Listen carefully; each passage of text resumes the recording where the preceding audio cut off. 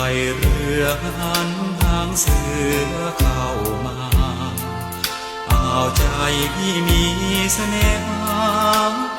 ไว้ให้แก้วตาดื่มกิน